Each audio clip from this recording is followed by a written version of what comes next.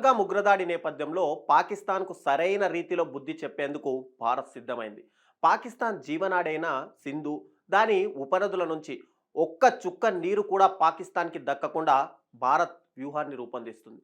సింధు నది జలాలు పాక్కు అందకుండా 3 దశల ప్రణాళికలను భారత్ సిద్ధం చేస్తూ సింధు పరివాహక నదుల వెంట ఉన్న ఆనకట్టల సామర్థ్యాన్ని పెంచనున్నట్టు తెలుస్తోంది. సింధు జలాల ఒప్పందం రద్దు చేసుకోవడంతో ఎవరికి ఎలాంటి సమాచారం ఇవ్వకుండా భారత్ స్వేచ్ఛగా డ్యాములు, ప్రాజెక్టులను నిర్మించుకోవచ్చు. ఈ నేపథ్యంలోనే భారత ప్రధానమంత్రి నరేంద్ర మోడీ సింధు నది, దాని ఉపనదులైన జీలం, చినాబ్ జల వనరుల్ని మరింత మెరుగ్గా ఉపయోగించుకునేందుకు ఆయా నదులపై కొత్త ప్రాజెక్టులకు ప్రణాళిక అమలును వేగవంతం చేయాలని చెప్పి అధికారులను ఆదేశించారు.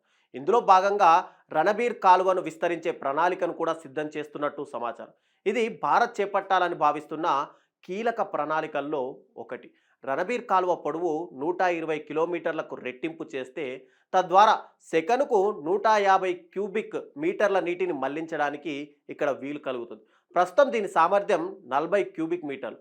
దీంతో పాటు సింధు, చీనాబ్, జీలం నదుల నుండి నీటిని 3 ఉత్తర భారత రాష్ట్రాల్లోని నదీ జలాల్లోకి తరలించే అవకాశాన్ని కూడా పరిశీలిస్తుంటే, ఇక సింధు, దాని ఉపనదులపై ఉన్న చిన్న జల విద్యుత్ ప్రాజెక్టుల సామర్థ్యాన్ని ప్రస్తుతం ఉన్న 3360 మెగావాట్ల నుండి 12,000 మెగావాట్లకు పెంచుతున్నారు. ఇక కొత్తగా భారత్ ఈ నదులపై కనీసం 5 నీటి నిల్వ ప్రాజెక్టులను గుర్తించింది. వాటిలో 4 చీనాబ్, జీలం ఉపనదులపై ఉన్నాయి. ఇక పాకిస్తాన్లో దాదాపు 80% పంట పొలాలకి, అన్ని జల విద్యుత్ ప్రాజెక్టులకు కూడా సింధు నీటి ప్రవాహంపై ఆధారపడి ఉన్నాయి. పాకిస్తాన్తో భారత్ సింధు జలాల ఒప్పందాన్ని రద్దు చేసుకున్న తర్వాత మే ప్రారంభంలో పాకిస్తాన్లోని కీలకమైన ప్రాజెక్టుల్లో నీరు 90% వరకు తగ్గిపోయింది.